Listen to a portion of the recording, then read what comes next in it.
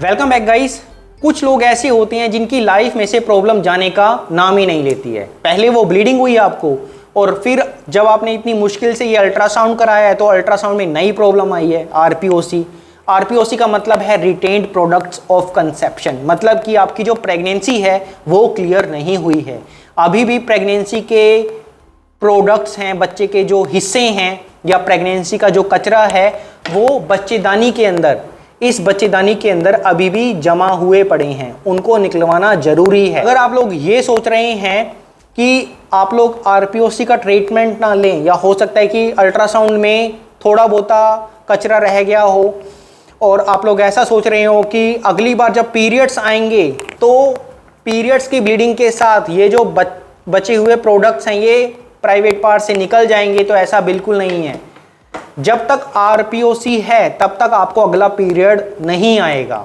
दूसरी बात ये कि अगर आप लोग आरपीओसी को क्लियर नहीं कराते हैं तो आपको इरेगुलर ब्लीडिंग पैटर्न देखने को मिल सकता है, मतलब कि आपको बारी बारी ब्लीडिंग हो सकती है या फिर तेज ब्लीडिंग हो सकती है। इसके अलावा पेट में दर्द, कमर में दर्द आपको हो सकता है, आपको उल्टी जी कच्चा महसूस हो सकता है, या फिर आपको इन्फेक्शन हो सकता है। और जब आपको इन्फेक्शन होगा तो तेज बुखार आपको आ सकता है, प्राइवेट पार्ट से आपको रेशे टाइप का डिस्चार्ज निकल सकता है, पस फॉर्मिंग डिस्चार्ज, या फिर आपको प्राइवेट पार्ट से मरे हुए चूहे या फिर मछली जैसी स्मेल आ सकती है। इसीलिए आपको आरपीओसी क्लियर करना जरूरी हो जाता है।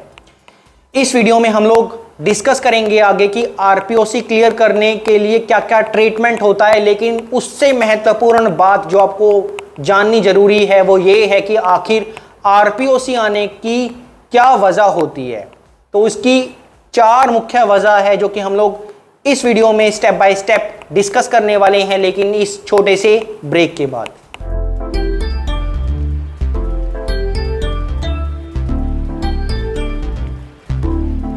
तो पहली वजह है वो ये है कि अगर आप लोग प्रेगनेंसी खत्म करने के लिए दवाइयों का उपयोग करते हैं और अगर आपको प्रॉपर ब्लीडिंग स्टार्ट नहीं होती है या फिर आप लोग सही तरीके से इन दवाइयों का उपयोग नहीं करते हैं तो आपको अल्ट्रासाउंड रिपोर्ट में आरपीओसी आता ही आता है। दूसरी वजह यह हो सकती है कि आपका अगर नेचुरली मिसकैरेज हो जाता है तो आपको अल्ट्रासाउंड रिपोर्ट में आरपीओसी देखने को मिलता है। तीसरी वजह यह है कि अगर आप लोग सर्जिकली अपनी प्रेगनेंसी को ख़त्म करते हैं, जिसे सफाई कराना है या डीएनसी बोलते हैं, तब आरपीओसी आता है। और फोर्थ कंडीशन है कि आपकी हो सकता है कि अल्ट्रासाउंड रिपोर्ट ही गलत हो। अब कुछ लोग बोलेंगे कि अल्ट्रासाउंड रिपोर्ट कैसे गलत हो सकती है, अल्ट्रासाउंड की जो मशीन है वो आपको रिपोर्ट गलत कैसे बना कर देगी, अल्ट्रासाउंड मशीन ने कुछ अंदर देखा तो होगा तभी तो आपको अल्ट्रासाउंड रिपोर्ट में आरपीओसी दिया गया है। ऐसा नहीं है। जो अल्ट्रासाउंड रिपोर्ट है वो डॉक्टर आपको बना कर देते हैं। डॉक्टर देखते हैं अंदर कि आपको आरपीओसी है या नहीं है। यहां पर ध्यान देने वाली बात यह है, आप लोग सबसे पहले तो इस फोटो को देखो इसमें कुछ दिख रहा है आपको? नहीं दिख रहा ना? और अब देखो, अब दिख रहा है? यस, सेम चीज डॉक्टर के साथ भी होती है। कभी कभी क्या होता है कि अगर पेशेंट मोटा ज्यादा है तो पेट के अंदर देखना प्रॉपरली इजी नहीं होता है, या फिर आपके पेट में अगर गैस ज्यादा बनी हुई है, या फिर अगर आपके पेट में गैस ज़्यादा है, मोटापा ज़्यादा है और आपके पेट के अंदर ब्लड क्लॉट्स ज़्यादा हैं, तो कभी कभी आपके डॉक्टर आपको आरपीओसी लिख कर दे सकते हैं। ऐसे में आपकी जो अल्ट्रासाउंड रिपोर्ट है वो गलत होती है। यूरिन प्रेगनेंसी टेस्ट करेंगे तो वो नेगेटिव आएगा, तो आपके डॉक्टर, जो ट्रीटिंग डॉक्टर हैं, जो आपका इलाज कर रहे हैं, वो अल्ट्रासाउंड रिपोर्ट को कंपेयर करते हैं कि ये सही रिपोर्ट है या नहीं है। तो इन 4 वजह से आरपीओसी आपको देखने को मिल सकता है। अब बात आती है कि आरपीओसी का इलाज क्या होता है। तो 3 तरह के इलाज होते हैं। पहला तो है नेचुरली, और नेचुरली क्या इलाज है वो ये है कि अगर आपकी अल्ट्रासाउंड रिपोर्ट में आरपीओसी आता है और अगर आपने प्रेगनेंसी खत्म करने वाली दवाइयों का उपयोग किया है तो कभी कभी जो पेशेंट है वो बहुत जल्दी अल्ट्रासाउंड करा लेते हैं। मतलब हम लोग 14 दिन के बाद अल्ट्रासाउंड कराने की एडवाइस देते हैं।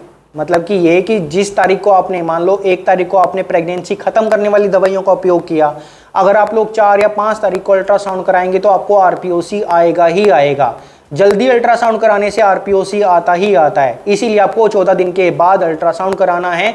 तो यहाँ पर नेचुरली आपको वेट करना है, वेट एंड वॉच वाली कंडीशन हो जाती है। लेकिन इस कंडीशन में आपको एक बात का ध्यान रखना है, वो ये कि इन 5 गोलियों को आपको सही तरीके से लेना जरूरी होता है। अगर आपने सही तरीके से लिया है तब आपको वेट करना बेनिफिशियल रहता है, वरना फिर जो सेफ टाइम पीरियड है वो निकल जाता है। अब जो सही तरीका है वो ये है कि जो पहली गोली है उसको आपको डे टाइम में लेना होता है, मतलब कि दिन के समय लेना होता है पानी के साथ। मान लो कि आज सुबह 10 बजे आपने पहली बड़ी गोली को पानी के साथ लिया है, तो 48 घंटे बाद मतलब कि परसों सुबह 10 बजे आपको एक साथ आगे की 2 गोलियां जीभ के नीचे या गालों के बीच रखनी होती हैं, ठीक है।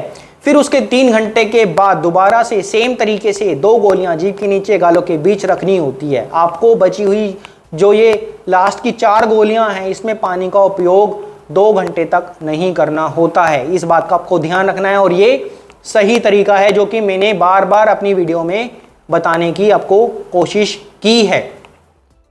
तो अगर आपने सही तरीके से किट का उपयोग किया है, जल्दी अल्ट्रासाउंड कराया है, तो आपको नेचुरली वेट करना है, आरपीओसी आपका क्लियर हो जाएगा।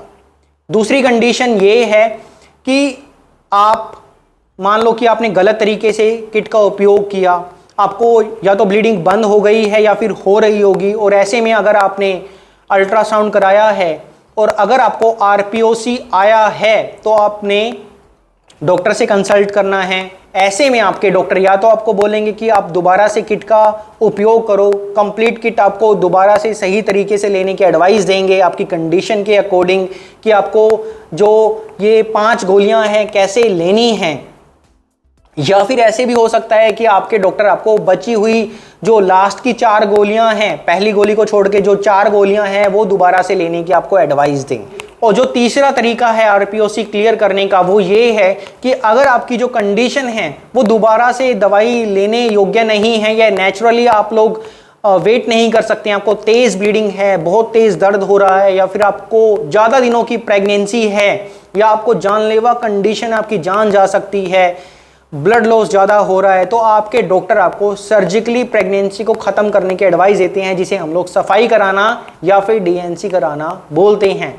तो सारा कुछ आपकी कंडीशन पर डिपेंड करता है, आपके ट्रीटिंग डॉक्टर पर डिपेंड करता है, आपके डॉक्टर की समझ पर डिपेंड करता है कि आपकी जो अल्ट्रासाउंड रिपोर्ट है, आपकी जो सिचुएशन है उसके अकॉर्डिंग वो आपको क्या एडवाइस देते हैं। स्टिल अगर आपको कोई कन्फ्यूज़न है तो कमेंट करके आप हमसे पूछ सकते हैं। आशा करता हूँ ये वीडियो आप लोगों के लिए काफ़ी यूजफुल और बेनिफिट रही होगी। मैं मिलता हूँ आपसे नेक्स्ट वीडियो में एक बहुत ही इंटरेस्टिंग टॉपिक के साथ। तब तक के लिए stay healthy, stay fit. Thanks for watching this video.